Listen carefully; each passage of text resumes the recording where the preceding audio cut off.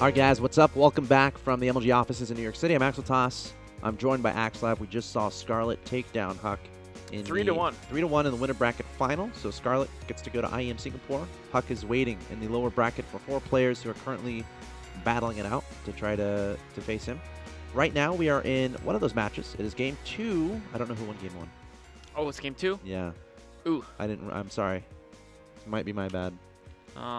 Okay. I think our admin is watching. All right. So I'm going to look for his name in the chat. Farside is his name. Shout out to him. And he can tell us. Farside is actually... I've had maybe over 10... I've had over 10 years experience in esports. Yep. And Farside is by far the most competent admin and online runner of all tournaments I've ever met in over 10 years. Like, no one's even close to him. Dude, Farside was my start in esports. Yeah. You know that? I did not... Oh, wait, was that with Plam, right? This was 2.5 years ago. So I went and bought a microphone from Best Buy on my college laptop, and I wanted to cast a tournament. I messaged Farside on Team Liquid or something, because I wanted to do the Go for SC2, the Go for SC2 Cup. Yep. And then he said, yeah, sure. I had to compete with 2 other casters for about 100 viewers. I averaged about 50 viewers a day, I think. But Farside was the guy I talked to make that happen. So I have a lot of respect for the guy. He's very good at administrating. Huge shout out to him. Oh, look at this from Kane. But here we are, Kane versus State. Did you see how he checked the edge of his base? He was like, maybe State is proxy getting me. And look at that. He's checking for the cannon rush behind the minerals there. Oh, here's the probe. You know, State is looking for the cannon rush too, but then he saw the hatchery wasn't down, so he decided to just throw it on the pylon. We're going to see the pylon's being blocked, but Kane, of course, is going to build the hatchery over. Oh, no, he's not. He's going back here. We'll see which direction he's going in. Just trying to be as annoying as possible with this probe, canceling and rebuilding the pylons. Of course, the main idea here is block the hatchery. This can be so annoying as a Zerg player. You just want to put your hatchery at the natural expansion, and then you want to... Then you want to put it at your third. You're like, okay, you don't want to take that. That's fine. I'll take it at my third. But no, he's putting a pylon there. What's the best response here, do you think? I mean, it was weird because Kane sent the drone earlier and he could have gotten a hatchery down at third, and then he hesitated and he sent that drone back to help try to get the natural, but then that didn't work either. So with some hesitations on Kane's part that allowed this delay to go up as long as it did. That being said, though, I mean, there is a cost for the Protoss as well. Yes, the Nexus is far ahead of the first hatchery of the Zerg, but if you look at the tech timing, right, the gateway is not even done yet, and we're 4 minutes and 20 seconds in the game. So Kane is going to be free to drone up for the next several minutes without threat of any warp gate timing. All right, we got a probe lurking over there. Of course, the early probes are very important in PvZ. If you can sneak one along the corner side of the map, or the corners of the map, and then hide him and hide a pylon, a sneaky pylon, you can warp in some units a little bit later. Get some gateway aggression done, take your opponent off guard. We've seen that a little bit today. Of course, Huck is pretty much known for being able to hide those probes. Huck is the master, man. Sneak in those zealots. Yeah. We'll see if State's probe can perform a similar feat here. Game number 1 against Kane, of course, is the best of 3. The loser is eliminated from IEM Singapore America's qualifiers. The winner will pretty much be advanced. The winner of this will play the winner of, is it Suppy against Puck? Yep. The winner of that will play Huck. The winner of that will qualify for IEM Singapore. I think Puck is up 1-0 against Suppy at the moment. Try to keep you updated on that. Very important matches here. Kane versus State. Let's see, where is this game going to go? We got 3 hatcheries here from Kane. State's on 2 bases, adding on a Stargate. So it looks like he'll be going for that Phoenix play. A lot of Protoss players love doing this. Get some early map control. Get rid of those Overlords is the main thing, so you can go and detect that they can't scout. It is probably one of the biggest assets of opening up with the Phoenix. Absolutely. We can see Kane here is just free to drone up like a maniac. Of course, because of all the pylon blocks, the side core, it's a little bit delayed here for State. And it's, you know what? I think the opening State may have committed too much to pylon blocking hatcheries. Right now the working count is fairly even, but you know, Kane's gonna jump to, you could jump to 60 drones very quickly. You know, maybe getting a couple spores here and there. In fact, he's already spotted a Stargate. We can see here with the Overlord. And this Overlord is going to back away. Actually, not only has he spotted Stargate, he spotted the fact his opponent's on 4 gas. So if he spot a Stargate in like 2 gas, then you know, okay, maybe there's like +1 Zealots behind his Stargate, right? But with 4 gas, any type of +1 Zealot attack is going to be significantly delayed because your opponent can't have that many gateways just because they spent so many minerals on assimilators and mining the gas for them. Overlord scouts the Stargate, and good news. The bad news is he's getting chopped to death by a Phoenix. Definitely going to be a little bit unhappy there as he kind of spills his guts on the ground of the Protoss homeworld in protest of his violent execution at the hands of the Phoenix. Now they're looking for that other Overlord. Have they? Oh, is he going to escape justice? No, he's going to die. You'll see. Yep. Oh, wait. I don't know if State actually spotted that, like, because he was just shift clicking it around, right? So unless he was looking at that exact like split second that it was revealed. By the way, Farside is in the chat, and he said that State is up 1-0. Okay. Thank you, Farside. Boom, done. Look at that cool interface update. So State wins this, he moves on to the next round. Kane must win 2 in a row. Not sure what happened in game 1. Scarlet versus Huck was happening at the moment.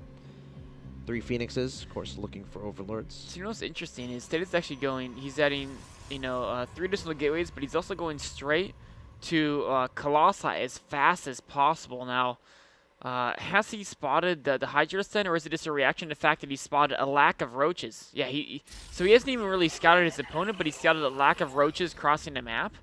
And if you scout a lack of roaches, a lot of times as a Protoss player, you say, okay, I'm on 2 base, so he's not going to be teching crazy to like Hive, right, against 2 base Protoss, if he took a fast third. And he's not going to be going, he's not going to be going Muteless because I have Phoenix, right? Yep. So if I don't see roaches, he's probably going Hydranus, and that's why State's going straight to Colossi. So a natural response from Zerg players when they scout Stargate and when they scout Phoenixes is directly into Hydras, because when you're going Stargate and you're going Phoenix, you're the furthest away from Colossi ever. So a lot of Zerg players will rush for those Hydras immediately after spotting the Phoenix play. Now, State could have been like, okay, I think that's what he's going to think. So I'm just going to go straight to Colossi because I think he's going to go straight to Hydras because he sees my early Phoenix play. That could be another possibility. Definitely a great choice by State to go straight for that. He's trying to harass the War Prism. That's not going to work at all, actually. Oh, you know what? And what's terrible about this is, if you look at State, I feel like he's actually going to commit to a 2-base timing attack. He's not getting any additional probes. He's pretty much just focusing purely on adding additional gateways in Colossi. And when you lose a warp gate in 4 zealots or a warp prism in 4 zealots like that, that's 600 minerals down the drain. And if the game goes on to be like a 30-minute game, that 600 minerals isn't too big of a deal. It still, of course, matters. But if you're trying to do a 2-base timing, 600 minerals, that having that warp prism be the warping units during the battle, even on creep, having 4 more zealots, that can make or break your push. So I think that's really going to set State behind a bit as he's going for this 2-base Colossi timing. All right, warping in some more Stalkers. Kane has a good idea about this. Also has Corruptors in production. A good response to those Colossi. It's all going to come down to positioning.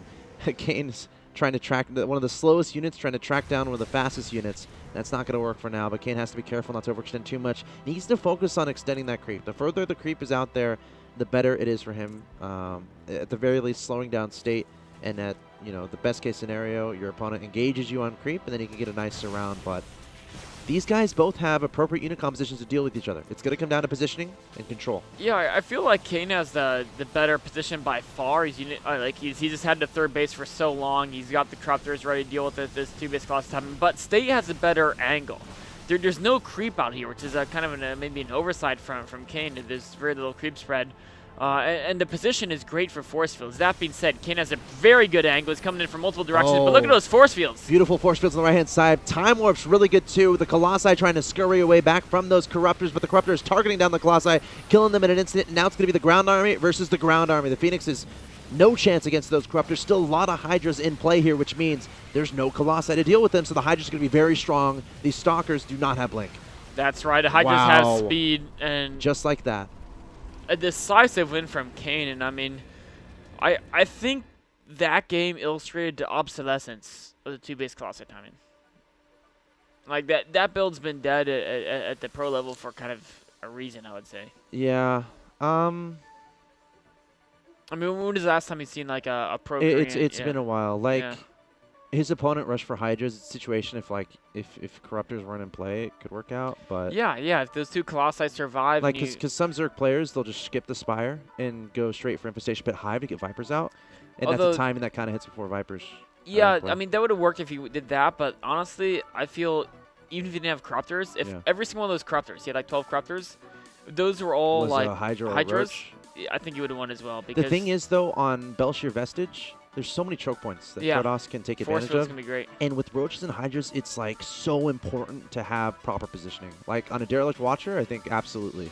But I think if there's a map that you can get away with that build, it might be Belshir Vestige, simply due to the fact that, especially outside your opponent's third base, there's a choke point that's manageable with Force Fields. But Kane straight for the Corruptors, and the Corruptors able Get to him in clean up, time. yeah, able to clean up the Colossi. That was a huge part of that game, I think. So now we're tied 1-1, guys, in this best of 3. It's Kane versus State, trying to find who's going to be the second player. Let's get an all-expenses paid trip to the IEM America, to Singapore, excuse me. Game 3, the decider, is coming up next.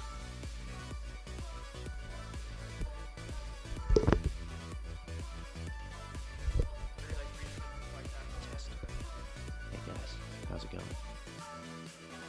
They don't know my audio is still on. You guys having a good day in the chat? Paraguay, Bucks_E, Zombies Inc., Sinos. Why do you have ad block on is my question. Why do you have ad block on? It's okay. I'm not mad. I'm just wondering. Do you like killing esports? Do you like killing esports? You know what? Here's how you can make up for it. You can give me $1 million on PayPal, and we'll be even.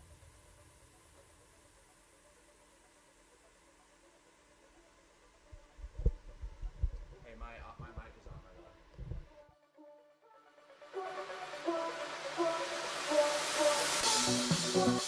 way.